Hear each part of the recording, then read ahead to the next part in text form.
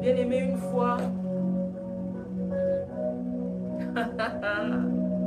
le diable a cru pouvoir nous tourmenter. Il a cru enlever notre paix. J'insiste sur ça parce que je sais que le Seigneur travaille dans la paix. Moi, j'ai vu cela. Nous avons vécu cela. Nous avons vu le Seigneur emmener la paix, arrêter la tempête. Peu importe ce qu'elle allait emmener, nous avons vu le Seigneur arrêter la tempête. Bien aimé, il y a eu un matin, tout allait comme d'habitude. Ceux qui devaient sortir sont sortis. Ceux qui devaient aller travailler sont allés travailler. Ce jour-là, j'étais restée avec mes deux frères à la maison. Il y avait ma tante aussi. Tout allait comme d'habitude. Je faisais ce que j'avais à faire. Mon frère faisait ce qu'il avait à faire. Mais il y avait un frère qu'on n'avait pas vu depuis le matin. Ça l'arrive. Lorsqu'il ne sort pas, il s'enferme. Il travaille dans la chambre. Il prie, il fait ce qu'il doit faire. Ce matin, bien aimé, personne ne l'avait encore vu. 11 heures est passé. Parce que souvent, il peut sortir à 9 heures. Sinon, il sort à 11 heures pour saluer, pour déjeuner. Et puis, il s'enferme encore. Sinon, vous allez rester là, vous allez parler. Mais chacun va dans ses occupations. Bien aimé, c'était un jour comme tous les jours. 11 heures est passé, nous ne l'avons pas vu. 13 heures est passé. Ma tante m'a posé la question.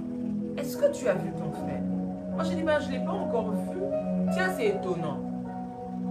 Je me suis même dit, ah, devrais-je aller le réveiller? Après, j'ai dit, bon, lui, quand il travaille ou quand il dort, si je vais le réveiller à cette heure-ci, il va râler. Il dira, mais dans cette maison, on ne dort pas, on ne peut pas dormir.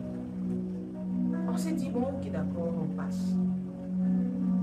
15 heures arrivent. On se rend compte que, tiens, aujourd'hui, c'est vraiment enfermé. Ma tante me dit, ah, tu te rappelles hier, il est même sorti à 17 heures. Moi, j'ai dit, ah bon? Oui, il est sorti à 17 heures et puis après, il est allé à l'église. Donc, peut-être qu'il fait la même chose. On s'est même dit, bon, oh, sûrement, il fait la même chose. Mais intérieurement, je sentais que la paix que j'avais n'était plus comme telle. J'appelle l'autre de mes frères. Je dis, écoute, va vérifier, va juste voir. Parce que moi, je sais, je ne peux pas aller vérifier. Moi, je vais aller l'appeler. Je peux le déranger. Va voir un peu, est-ce qu'il va bien? Juste comme ça. Bien aimé, mon frère va. Il dort, il frappe. Il frappe. Il y avait un calme. Après, il revient et dit, bon, sûrement il dort. Mon frère voulait rentrer dormir, passer dans sa chambre. J'ai dit, écoute, moi j'étais au salon. J'ai dit, écoute, non, non, non, non. Assure-toi qu'il est là. Peut-être qu'il est sorti. On s'est posé même la question. On a appelé la sentinelle. Est-ce que tu l'as vu? Est-ce que tu l'as vu sortir? La sentinelle dit, non, non, depuis le matin, il n'est pas sorti. Sûrement, il est encore là. Je ne l'ai pas vu sortir. Alors, je dis à mon frère, il est sûrement là. Mon frère dit, tiens, ok. Il fait le contour de la maison. Il va dans la fenêtre de sa chambre. Puisque les rideaux étaient quand même assez tirés, il essaie de trafiquer quelque chose, je ne sais pas ce qu'il a fait, mais il arrive à tirer les rideaux juste un tout petit peu. Il le voit endormi. Bien aimé, il y a deux manières de dormir et dormir. Lorsque ça ne va pas, tes yeux te diront que ça ne va pas. Mon frère a vu son frère allongé sur le lit. Il est venu, en train de transpirer. Il me dit, Kétia, viens un peu checker. Je n'ai pas aimé la manière dont je suis en train de dormir. Moi, j'ai dit, tu l'as appelé. Il a dit non. J'ai dit, va l'appeler. Il va l'appeler, il va crier son nom. Ce frère, mon frère ne se réveille pas. Il revient. Lorsque mon frère revient, il y a eu un instant où je sentais la panique entrer et la paix quitter. Gloire soit rendue à l'Éternel, le Saint-Esprit qui était là ce jour-là. Il me lève, il me fait relever, je me lève. Du coup, promptement, je me suis levée. Et je suis entrée dans la chambre. J'ai dit à mon frère, réveillez-le. Ma tante qui sortait en panique, qu'est-ce qui se passe? J'ai expliqué la situation. J'ai dit, allez les réveiller. Je ne voulais pas perdre ma foi parce que je savais que ça ne pouvait pas finir comme ça. Le diable, c'est un menteur. Ce n'est pas tout ce qui te présente qui est réel. Il y a des choses qui ne sont même pas pour toi. Ce jour-là, ce n'était pas pour nous. Cette situation-là ne nous appartenait pas. J'ai senti en un instant une soudaine paix envahir mon cœur et directement j'ai commencé à déclarer, bien. Je pense qu'il était aux alentours de 16 heures, moi. Je suis entrée dans la chambre et j'ai commencé à parler. J'ai dit, Seigneur, sur ce frère-là, moi j'ai entendu les choses que tu as dit, mais je ne les ai pas encore vues. Ça ne terminera pas comme ça. Mon frère a dû casser la porte.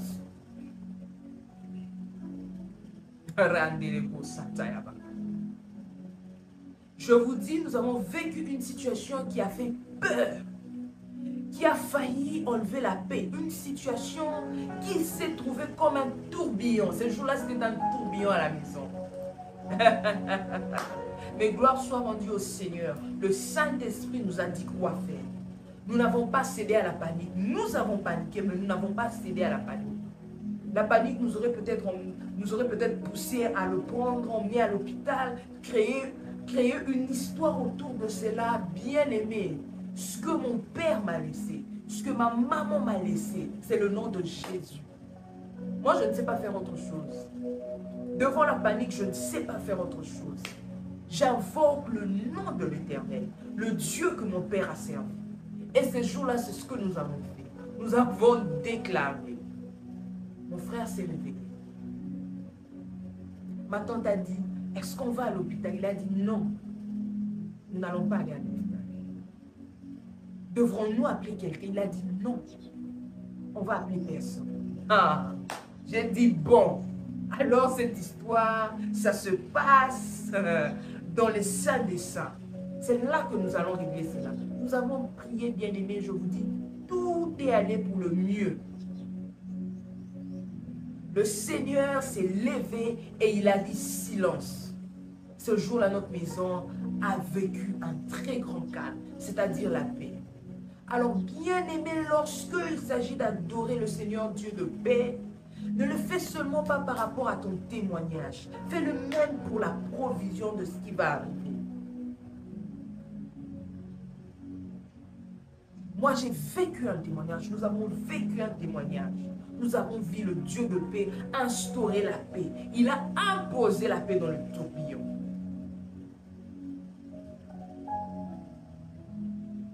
Bien-aimé, ne te sens pas obligé de savoir pourquoi tu dois adorer le Dieu de paix. Il est la paix, il marche avec la paix. Fais-le même quand tu as peur. J'ai invoqué le Seigneur Dieu de paix. Ces jours-là, j'ai dit, Seigneur, cette situation ne nous appartient pas. Que la paix. Et ce passage m'est venu en tête. J'ai dit, Seigneur, avec tes disciples, tu as regardé la tempête, tu as dit silence. Tu as dit à la mer, tais-toi. Et le Seigneur a fait la même chose encore. Regardez-le ça. Oui. Parce que quand la Bible dit, il est le même hier, aujourd'hui, éternellement. C'est-à-dire, il ne change pas. Puisqu'il a eu instauré la paix ce jour-là dans la barque, dans notre maison, il avait instauré aussi la paix. Et dans ta vie aujourd'hui, il va instaurer la paix. Parce qu'il ne change pas. Alléluia.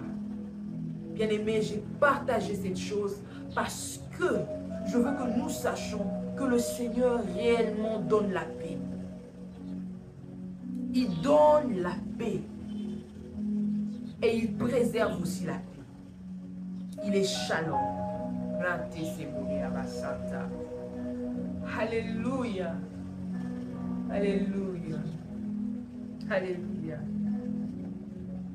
Rayakana kimya, apisaka kimya abatelaka kimya, trompe. Ayakana kimya, apisaka kimya Abatela kakimia. Sois en paix, sois en paix. Que le Seigneur nous bénisse. Alléluia. Oh, le Dieu de paix soit béni. Le Dieu de paix soit béni. Sois béni, sois béni, sois béni.